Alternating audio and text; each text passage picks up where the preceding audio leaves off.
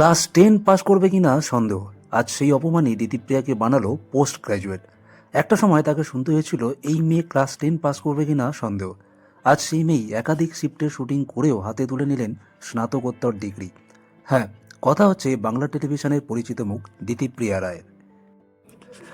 খুব ছোট বয়স থেকেই অভিনয়ে দিতিপ্রিয়া। তার প্রথম কাজ ধারাবাহিক দুর্গা। প্রথম কাজ থেকেই তিনি বাংলা বিনোদন দুনিয়ায় আলোচিত নাম। প্রথম কাজ থেকে তিনি সফল। দিন এগিয়েছে, অভিনেত্রী ঝুলিতে একে একে জড়ো হয়েছে ধারাবাহিক অপরাজিত, তোমায় আমায় মিলে, মা, ব্যোমকেশ ও বামাখ্যাপার মতো ধারাবাহিক। ছোট পর্দায় প্রথম কেন্দ্রীয় চরিত্র রাজেন্দ্র প্রসাদ দাসের রানী রাসমণি। বড় পর্দায় প্রথম কাজ সৃজিত মুখোপাধ্যায়ের ছবি রাজকাহিনী। পরে সেই তালিকায় জুড়েছে সৌভিক কুণ্ডুর আয় কুকু আয়, হিন্দি ছবি বব বিশ্বাস এবং আরও অনেক কাজ। শুটিং, লাইট, ক্যামেরার ভিড় সবকিছুর মাঝেই চলেছে পড়াশোনা। অনেকে তখন ব্যঙ্গ করত, অপমানও করত। কেউ কেউ বলতো পড়াশোনা ওর দ্বারা হবে না, কিন্তু দিতিপ্রিয়া হাল ছাড়েননি। সমাজবিজ্ঞান নিয়ে না স্নাতকোত্তর ডিগ্রি অর্জন করে তিনি প্রমাণ করলেন ইচ্ছা থাকলে অভিনয় আর পড়াশোনা একসঙ্গেই সম্ভব। তিনি নিজেই বলেছেন, ওই অপমানগুলোই আমায় এগিয়ে দিয়েছে।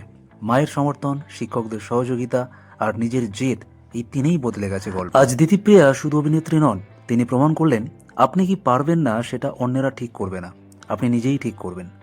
তবে আপনি কোন বিষয়ে জেদি সেটা কমেন্ট করে জানাতে ভুলবেন না কিন্তু। ভিডিওটি ভালো লাগলে লাইক করুন, শেয়ার করুন, চ্যানেলে নতুন হলে চ্যানেলটি সাবস্ক্রাইব করে সঙ্গে থাকুন। তাহলে বিনোদনের আরও খবর পেতে থাকবেন এই চ্যানেলের মাধ্যমে। দেখা হচ্ছে পরের ভিডিও, ততক্ষণ ভালো থাকবেন, সুস্থ থাকবেন।